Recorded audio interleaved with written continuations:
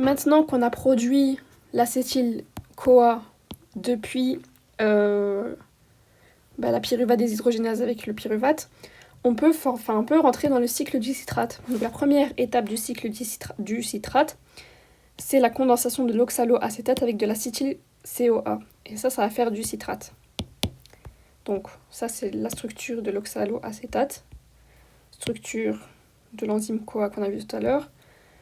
Et on va former du citrate. Donc pendant cette condensation-là, on va retirer la coenzyme.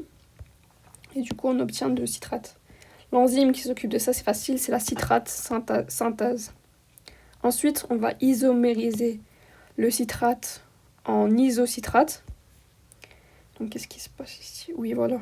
Il y a... Ouais, donc le OH, il va juste là, en fait. Et du coup, les H, ils se réarrangent pour former toujours 4 liaisons autour du carbone. Et l'enzyme qui s'occupe de ça, c'est la conitase. Ensuite, on a une décarboxylation oxydative. Donc, en gros, l'isocitrate, il va subir une oxydation et on va lui retirer un CO2. Donc là, le CO2 qu'on lui retire, c'est celui-là. Et il va subir une oxydation. Donc là, on voit qu'on a un OH. BOH, on peut faire alcool cétone. C'est une oxydation.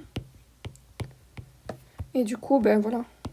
Genre sur ce carbone-là, on a l'oxydation. Et on a retiré le COO-. Du coup, on obtient à partir d'isocitrate, après oxydation et décarboxylation, on obtient l'alpha-cétoglutarate. L'enzyme qui s'occupe de ça, c'est l'isocitrate déshydrogénase. Et du coup, comme on a oxydé, encore une fois, d'office, si on a une oxydation, on doit avoir une réduction. Et on va utiliser du NAD+, qui va se réduire en NADH plus H+. Ensuite, encore une fois, on va encore subir une décarboxylation oxydative, sauf que on va retirer du CO2, on va oxyder, et en plus, on va ajouter une coenzyme A. Donc,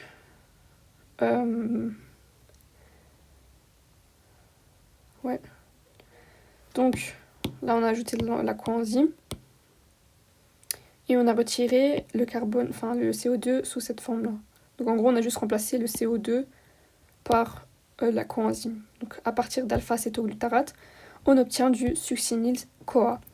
Encore une fois, ça s'est oxydé. Il faut une réduction en parallèle. La réduction NAD+, en NADH plus H+.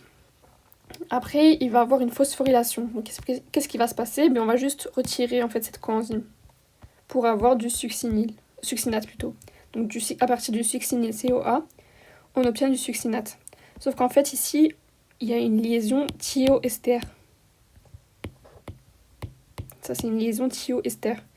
Comme on la casse, il y a beaucoup d'énergie qui est produite. On forme soit du GTP ou de l'ATP, car on libère la coenzyme A. Ensuite, le succinate va s'oxyder. Et du coup, oxydation, donc on forme des doubles liaisons ici. On obtient du fumarate. Ah oui, et du coup, comme il s'oxyde, encore une fois, on a une réduction. Sauf que là, c'est pas du NAD+, c'est du FAD, en FADH2. Donc retenez fumarate F, c'est facile. Ensuite, le fumarate va subir une hydratation. Ah oui, j'ai pas dit les enzymes. Du coup, ici, c'est succinate déshydrogénase, je crois. Succinate déshydrogénase. Ici, on va rajouter de l'H2O à ce niveau-là, donc entre les deux, entre la double liaison en fait. Et on obtient, du coup on a ajouté un LH ici et le OH ici. Fumarate, on obtient quoi? Ça c'est du malate. Fumarate, malate. Et l'enzyme qui s'occupe d'hydrater le fumarate pour obtenir du malate, c'est la fumarase. Et ensuite, on a encore une fois une oxydation. On va oxyder le malate en oxaloacétate. Et l'oxaloacétate, c'est le premier métabolite, la condensation on condense le premier métabolite avec l'acétyl-CoA. Donc en gros, c'est un cycle, ça va recommencer. Et ce cycle-là, il nous permet juste de former de l'ATP en fait. Donc c'est un cycle infini. Si on a de l'acétyl-CoA qui rentre, on peut faire le cycle du citrate. Comme on a oxydé ici, il faut encore quelque chose qui se réduit en parallèle. Et c'est le NAD+, qui va se réduire en NADH plus H+. Donc, qu'est-ce qu'on obtient à la fin? On a 3 fois du NAD+, plus H+. Donc là et tout à la fin ici. Donc 3 fois 2,5, ça fait 7,5 ATP. Ensuite, on a un FAD. FAD, ça rajoute 1,5 ATP. Et on a un ATP qu'on a produit quand on a libéré la coenzyme, en fait. C'est ici. Quand on a libéré la coenzyme, on a formé un ATP. Donc, en tout, 7,5 plus 1,5, ça fait 9,5. Peut-être je sais pas compter, je sais pas.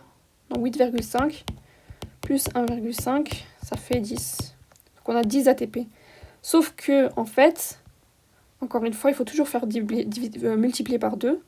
Parce que à partir de la glycolyse, on a formé 2 pyruvates. Donc on peut former aussi 2 acétyl-CoA. Donc on fait tout multiplier par 2 et on obtient 20 ATP. Donc 20 ATP provenant du cycle du citrate. 18 ATP provenant des équivalents réducteurs, donc soit NAD+, ou FAD. Et 2 ATP qui sont produits directement quand on a hydrolysé plutôt comme ça. Hydrolyser la réaction, enfin le lien thioester, enfin thio, je sais pas quoi. Et voilà,